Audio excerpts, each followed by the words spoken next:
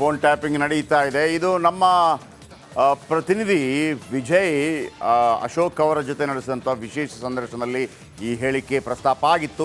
ಇದೇ ಪ್ರಶ್ನೆಯನ್ನು ಮುಂದಿಟ್ಟುಕೊಂಡು ನಾವು ಮುಖ್ಯಮಂತ್ರಿ ಸಿದ್ದರಾಮಯ್ಯನವರಲ್ಲಿ ಈ ಪ್ರಶ್ನೆಯನ್ನು ಕೇಳಿದ್ವಿ. ವಿರೋಧ ಪಕ್ಷದ ನಾಯಕರಾಗಿರುವಂಥ ಅಶೋಕ್ ಅವರು ಹೇಳ್ತಾ ಇದ್ದಾರೆ ಫೋನ್ ಟ್ಯಾಪಿಂಗ್ ಆಗ್ತಾ ಇದೆ ಅಂತೇಳಿ. ಅದಕ್ಕೆ ಕೇಳಿದರು, ನಾವು ಯಾವತ್ತೂ ಫೋನ್ ಟ್ಯಾಪ್ ಮಾಡಿಲ್ಲ, ಯಾವ ಕಾರಣಕ್ಕೂ ಮಾಡೋದು ಇಲ್ಲ. ನಮ್ಮ ಸರ್ಕಾರ ಫೋನ್ ಟ್ಯಾಪ್ ಮಾಡಿಲ್ಲ, ಯಾವತ್ತೂ ಮಾಡೋದಿಲ್ಲ ಅಂತ ಭಾಳ ಸ್ಪಷ್ಟವಾಗಿ ಖಡಕ್ಕಾಗಿ ಸಿದ್ದರಾಮಯ್ಯ ತಿರುಗೇಟು ಕೊಟ್ಟಿದ್ದಾರೆ. CM ಜೊತೆ ಪ್ರಜ್ವಲ್ ಮಾತನಾಡಿದ್ರು ಅನ್ನೋ ಆರೋಪಕ್ಕೂ ಕೂಡ ಕಿಡಿಕಿಡಿಯಾಗಿದ್ದಾರೆ. ಅವ್ರ ಜೊತೆ ಮಾತಾಡಿರಬೇಕು ಅಂತ ಅವ್ರದ್ದೇ ಸ್ಟೈಲಲ್ಲಿ ಮಾತಾಡಿದ್ದಾರೆ. ಅಶೋಕ್ ಜೊತೆ ಪ್ರಜ್ವಲ್ ಮಾತಾಡಿರಬೇಕು ಅಂತೇಳಿ CM ಸಿಡಿಮಿಡಿ ಆದರು. ಉತ್ತರವನ್ನು ಕೂಡ ಕೊಟ್ಟರು. ಏನು ಹೇಳಿದರು ಮುಖ್ಯಮಂತ್ರಿಗಳು ಕೇಳಿಸ್ಕೊಳ್ಳೋಣ ಬನ್ನಿ. ನಾನು ನಿನ್ನೆನೂ ಕೂಡ ಹೇಳಿದ್ದೀನಿ, ಇವತ್ತು ಹೇಳ್ತಾ ಇದ್ದೀನಿ. ಹಿಂದಿನ ಚೀಫ್ ಮಿನಿಸ್ಟರ್ ಆಗಿರ್ಬೋದು, ನಮ್ಮ ಸರ್ಕಾರ ಈಗ ಇರ್ಬೋದು, ಯಾವತ್ತೂ ಕೂಡ ಫೋನ್ ಟ್ಯಾಪಿಂಗ್ ಮಾಡಿಲ್ಲ, ಮಾಡಲ್ಲ, ಮಾಡೋದೂ ಇಲ್ಲ. ಅಲ್ಲ, ಅವ್ರ ಜೊತೆ ಅಶೋಕನ ಜೊತೆ ಮಾತಾಡಿರ್ಬೇಕು ಅನ್ನೋ ಕಾಣಿಸುತ್ತೆ. ಅಶೋಕ ಅವರು ಯಾಕಂತಂದರೆ ಕೇಂದ್ರ ಸರ್ಕಾರ ಅಲ್ಲ ಕಳಿಸೋದು, ಅಲ್ಲಿ ಅಶೋಕನ ಜೊತೆ ಮಾತಾಡಿ. ನಾನು ನಿನ್ನೆನೂ ಕೂಡ ಹೇಳಿದ್ದೀನಿ, ಇವತ್ತು ಹೇಳ್ತಾ ಇದ್ದೀನಿ.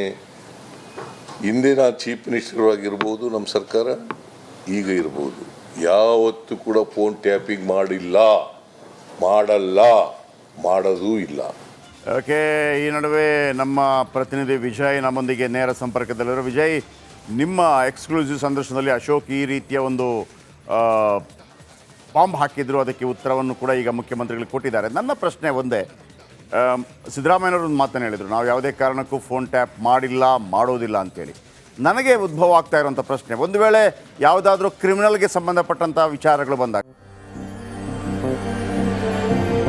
ನನ್ನ ನೆಲದ ಭಾಷೆಯು ದೂರ ಬಲು ದೂರ, ಈ ಮನಕಂತೂ ದಾರಿ ತೋರುತ್ತಿದೆ.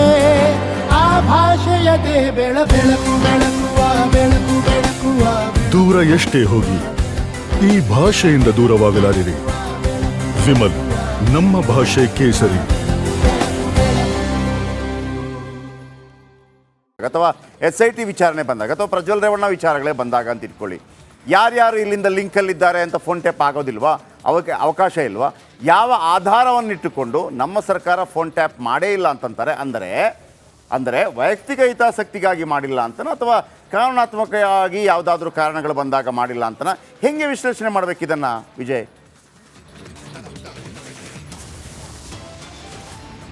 ಜಯಪ್ರಕಾಶ್, ಖಂಡಿತವಾಗ್ಲೂ ಕೂಡ ಇದೊಂಥರ ಆಫ್ ದಿ ರೆಕಾರ್ಡ್ ಅಂದ್ರೂ ಕೂಡ ಅದು ಚರ್ಚೆಯ ಮತ್ತು ಎಲ್ಲರೂ ಕೂಡ ಒಪ್ಕೊಳ್ಳುವಂತಹ ವಿಚಾರ.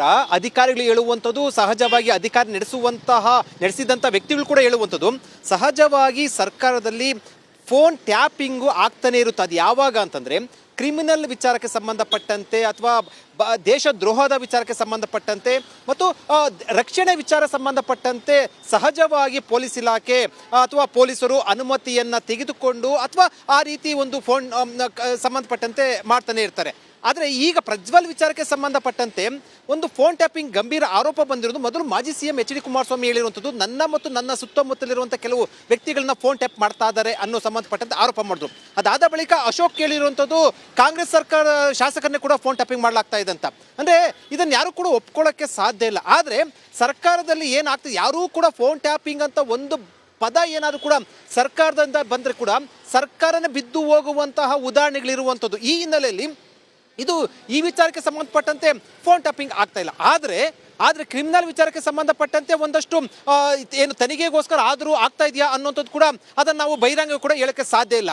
ಮತ್ತೊಂದು ಅಶೋಕ್ ಹೇಳಿಕೆಗೆ ಒಂದು ಹೇಳಿರುವಂಥದ್ದು, ಸಿದ್ದರಾಮಯ್ಯವರ ಜೊತೆ ರೇವಣ್ಣ ಮತ್ತು ಪ್ರಜ್ವಲ್ ರೇವಣ್ಣ ಇಬ್ಬರು ಕೂಡ ವಿದೇಶಕ್ಕೆ ಹೋಗೋಕ್ಕಿಂತ ಮುಂಚೆ ಮಾತಾಡಿದ್ರು ಅಂತ ಒಂದು ಗಂಭೀರ ಆರೋಪವನ್ನು ಮಾಡಿದ್ರು. ಅದನ್ನು ಬೇರೆ ಯಾರು ಆರೋಪ ಮಾಡಿದ್ರೆ ಅದಕ್ಕೆ ಅಷ್ಟೊಂದು ಮಹತ್ವ ಪಡ್ತಾ ಇರಲಿಲ್ಲ. ಪ್ರತಿಪಕ್ಷದ ನಾಯಕ, ಶಾಡೋ CM ಅಂತ ಏನು ಕರೀತಾರೆ, ಪ್ರತಿಪಕ್ಷ ನಾಯಕ ಮಾಡಿದಂತೆ ಹಿನ್ನೆಲೆ ಅದಕ್ಕೆ ಒಂದಷ್ಟು ಗಂಭೀರತೆ ಪಡ್ಕೊಂಡಿರುವಂಥದ್ದು. ಇದಕ್ಕೆ ಸಂಬಂಧಪಟ್ಟಂತೆ ಪ್ರತಿಕ್ರಿಯೆ ಕೊಡ್ತಾ ಹೇಳಿದ್ರು, ನನ್ನ ಜೊತೆ ಮಾತಾಡಿದರೆ ಅಶೋಕ್ ಜೊತೆ ಮಾತಾಡಿರ್ಬೋದು ಅಂತ ಪ್ರತಿಕ್ರಿಯೆ ಕೊಟ್ಟರು. ಅಂದರೆ ಇದರ ಅರ್ಥ ಪ್ರಜ್ವಲ್ ರೇವಣ್ಣ ವಿಚಾರ ದಿನೇ ದಿನೇ ಹೊಸ ರೀತಿಯ ತಿರುವುಗಳನ್ನು ತೆಗೆದುಕೊಳ್ತಾ ಇರುವಂಥದ್ದು, ಹೊಸ ಚರ್ಚೆಗೆ ಗ್ರಾಸ ಆಗ್ತಾ ಇರುವಂಥದ್ದು. ಜಯಪ್ರಕಾಶ್, ಥ್ಯಾಂಕ್ ಯು ನಿಮ್ಮೆಲ್ಲ ಅಪ್ಡೇಟ್ಸ್ಗೆ.